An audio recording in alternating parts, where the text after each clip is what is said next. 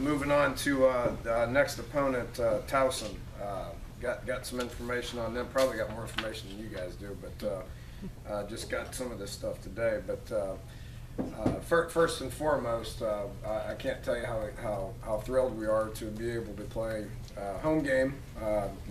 Especially a night game. Morgantown, our guys are going to be pretty fired up to run out there under the lights, and we've seen kind of some of the new stuff that's being done in the stadium. I think our fans are going to be excited about that. I know, want to make one quick reference to our fan support last week. I thought was great.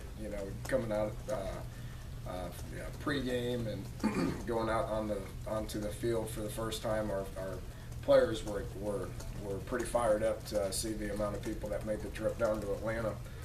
Made a big difference, and thought it was great. Would expect the same stuff to happen on Saturday night. We're expecting a good crowd and a lot of excitement, a lot of energy. I know we're almost sold out on our student tickets requests, so that's going to be great. So our guys are pretty fired up about being able to go out there and play the game. So Towson, biggest thing that stands out was obviously what happened with them last year. They beat UConn. They dropped a couple of close games in the middle of the season, but then they went on a pretty good run towards throughout the playoffs. Won some huge games in the playoffs and tough places to play. Watching the games, Eastern Illinois. Was it Eastern Illinois where who's the quarterback that went to the Patriots? You're a Patriots fan. What was his name? Yeah, boy, he's a good player. Watching that tape, he was a good player, and they won a big game there. They went out to Eastern Washington, which is almost impossible to win, and they won a big game there. Obviously lost to North Dakota State, who, as we know, is pretty good. Have won 5 years in a row against the 1A opponent. The most recent is Iowa State, so they lost to a pretty good team there. But it's a good conference that they play in, and it's going to be a challenge for us to step up and play these guys. They're used to winning, and they're pretty good. Offensively, they lost their back from last year, which is a good thing for us. This dude had Terrence West, he had 2,500 yards last year. They kind of missed him on last Saturday. But they're a team, they got an experienced quarterback. The starter that they had last year was a 5th-year senior who won a bunch of games for them. But this guy's been in the program for 3 years, Darius Victor. Connor Frazier, who does a good job of running their system. They've been running the same system for quite some time. Rob Ambrose has been there for, I think, 6-7 years, has built the program. Was at UConn prior to that as the offensive coordinator, so he's familiar with West Virginia.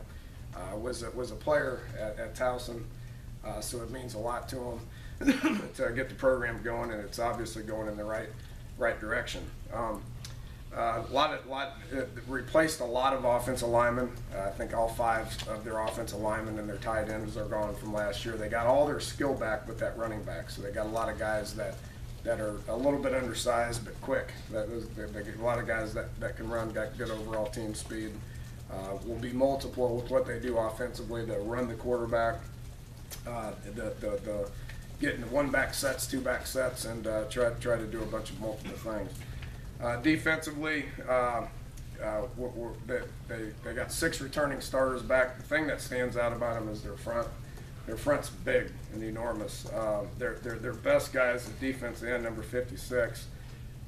Dude can come off the edge. He had 2 or 3 sacks last week. He had 15 or 16 sacks last year. He was their best player last year, and does a great job of getting to the quarterback.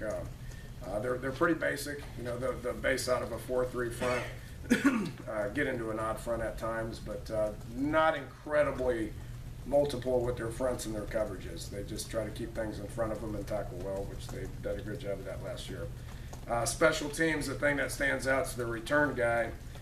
Derek Joseph, number 2, 5'8", 145 is what they list him at. That dude's quick as a cat now.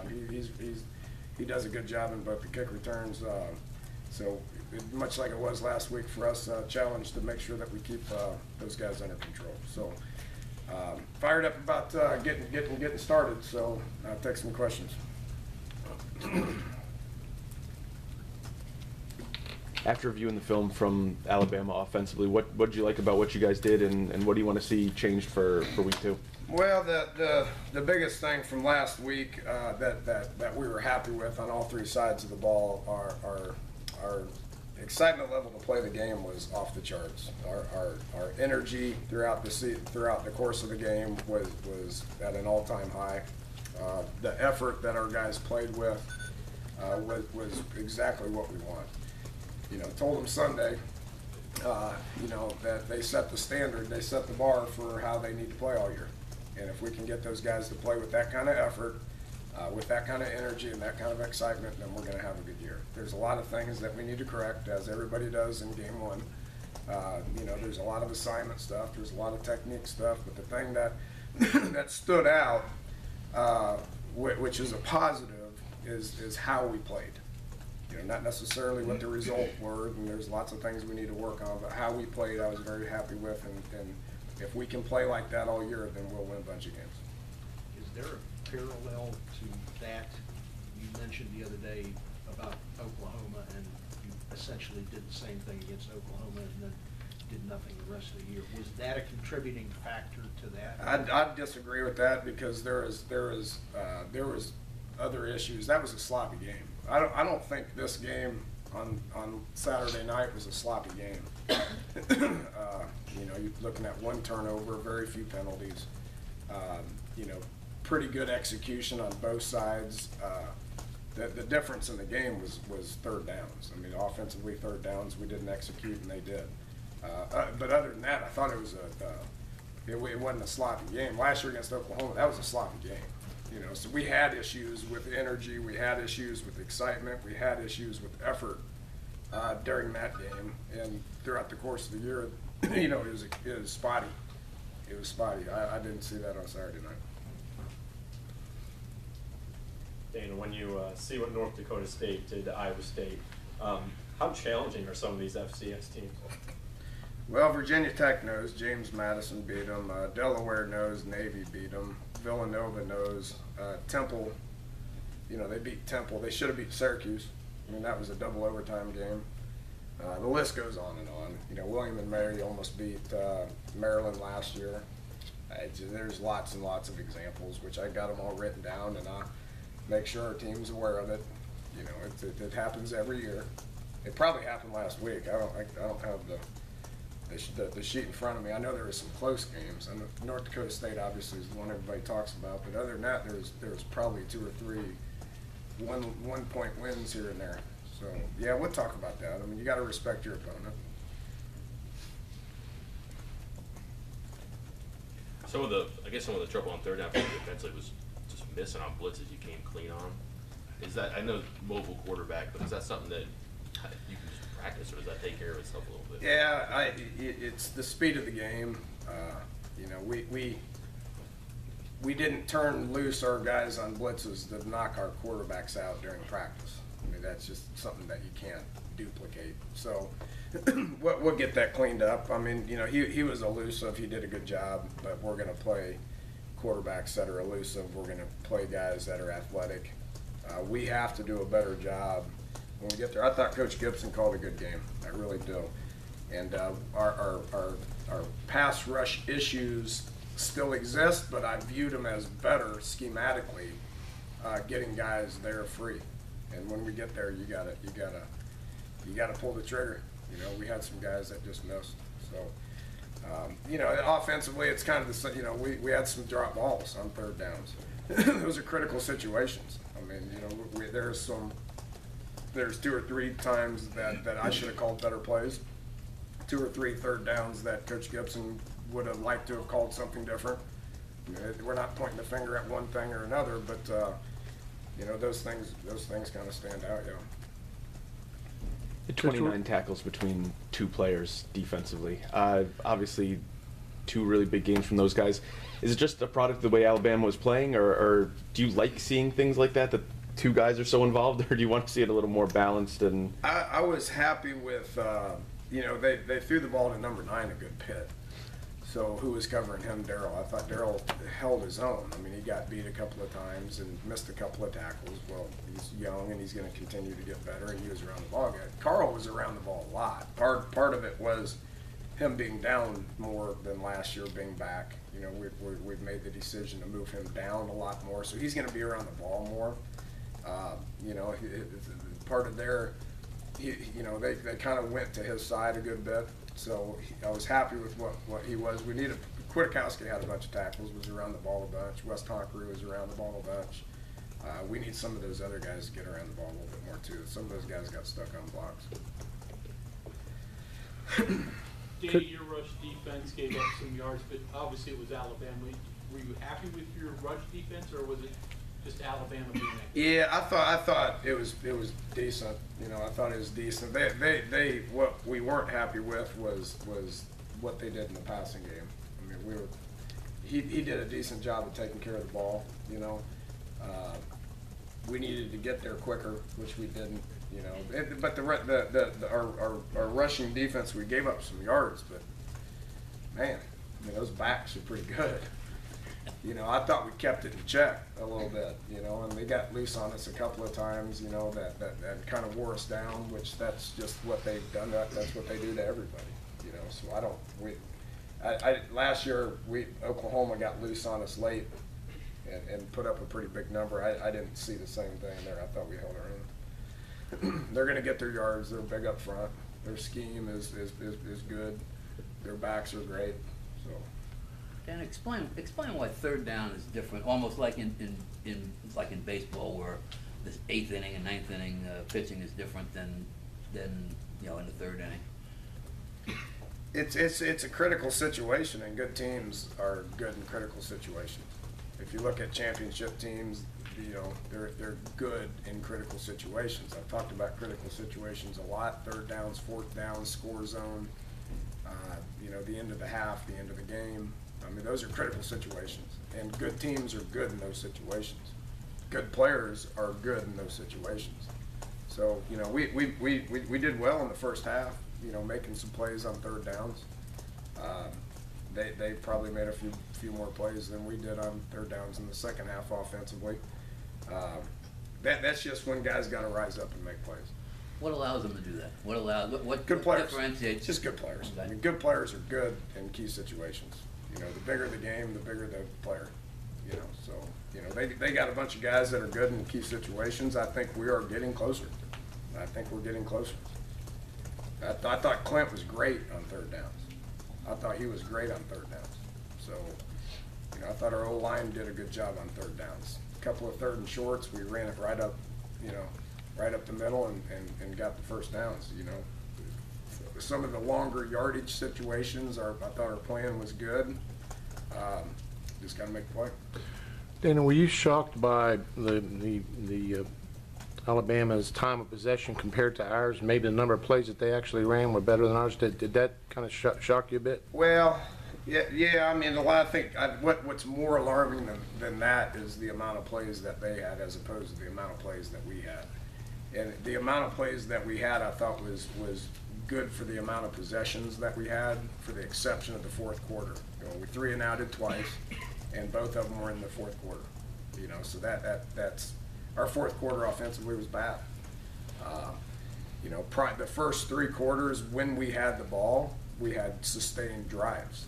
You know, didn't finish very good, but we had sustained drives. Our plan was to go fast. We felt like we had to, and that was on purpose, and I thought we executed it well. Didn't finish very good, and we all would have liked to have had a couple of touchdowns in the score zone.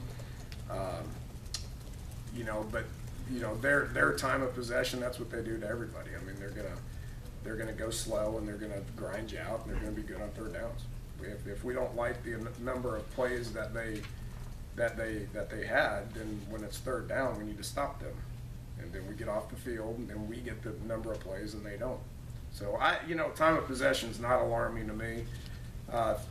The inefficiency on 3rd down is alarming to me, and the overall number of plays is alarming to me. That's just what they do. That's why they are who they are. Dana, how did your offensive line grade out, and more specifically Mark Lewinsky? And what type of a future do you feel like he has in the game?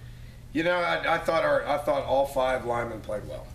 Thought we played better in the first half. We came out and played nasty. I mean, we had like 7 knockdowns. I mean, we were taking some of those guys and driving them into the ground. Second half, they got challenged a little bit, and you know we didn't have that production in the second half. Last been said about our run game, you know, lack of run game. You know, some of it has to do with those guys getting off blocks, making plays. You know, and they did a better job of that in the second half than they did in the first half. Mark and Quentin both played well. Tyler Orlowski was solid, other than the one snap where he got spooked. And then the tackles I thought held up, which that was one of the concerns that we had going into the game. So they played well. They set the bar what they need to play like, and we're looking forward to seeing if they can do it again next week. You said a couple times, as did the players, that there's no such thing as a moral victory, and I'm guessing you would say there's no such thing as a good loss either, but there are bad losses. Do you think the guys came out of this game feeling maybe a little better about themselves than they did going in? Well, they came out determined is what they came out. They were disappointed. Coaches were disappointed. Players were disappointed. You know, I wanted it for the fan base really bad. They're disappointed. But you know, are you disappointed? And the whole moral victory thing is if we're after moral victories, pats on the back, then we accomplished our goal. If we want to win a championship, which is what we talk about, then the determination needs to translate into a victory the next time we line up. So, what I sense, and we'll find out Saturday. But what I sense is a group that's disappointed, but have put it behind them and determined to move forward to work hard this week and put ourselves in position to win. When it comes to the run game, I know after I think both you and Shannon said that those short passes you use them like runs, so maybe the rushing yards, the rushing stats won't be there. Looking back at the film, were those the right calls? I mean, did you feel like that was what you guys had to do? Are you satisfied with, I guess, the number of times you went to the run? Yeah, they're hard to run against. I mean, we had about 50 yards in the first half. Some of this, we pulled it and kind of threw the screen passes, which, technically is a run play. A couple of those plays downfield were run plays, and we just pulled it and threw it down that way. So. It wasn't a winning performance, but it's hard to line up an average 5-6 yards of play against those guys in the run game. I mean, they're big. They got great depth. I mean, they played 12 D linemen. They got great depth. They get off blocks. So we could have probably called a few more run plays, but I was happy with what it was. It opened up some of the pass game numbers. Dana, how do you change drop passes from one week to the next? You got to work at it. I mean, it hasn't been an issue.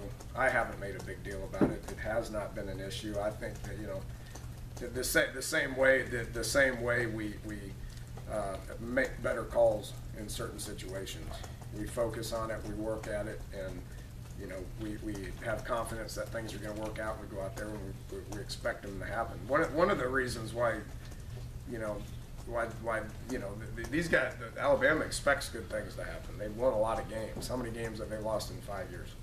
So they expect things like that to happen. So it's our job as coaches to get our players to expect good things to happen, give them confidence, put people out there that we know can make the play. Do you need to play many more players, a lot more players, or was 53 a good number? Number of players? Just on offense and defense. I don't understand. Did you play enough guys? Play enough guys. Our overall number was 56, 57. That's a healthy number. I mean, you consider you're traveling 70. We'll 5 linemen. Our backups, they're not going to play. So some of the guys are redshirting. So I think that's a very healthy number. I think 55 is kind of what you're shooting for. What about Xavier Preston getting into the game? Yeah, he took one snap. He had a hell of a tackle. It was just in the end zone, so it counted as a touchdown. It looked like he had good pop. He butted the guy up. He will continue to get more reps. He's going to be a good player. How'd you feel Draymond Henry graded out? Good. Was a step slow at stuff. I mean, what I'm looking at is number 26 for Alabama, who's an All-American and a third-year starter. you know, watching him, he's quicker reaction-wise. He's got a little bit more pop. Drayvon had a good game. He played well. He was a little bit out of position at times. He was a step slow at times, and he didn't have as much pop. But the good news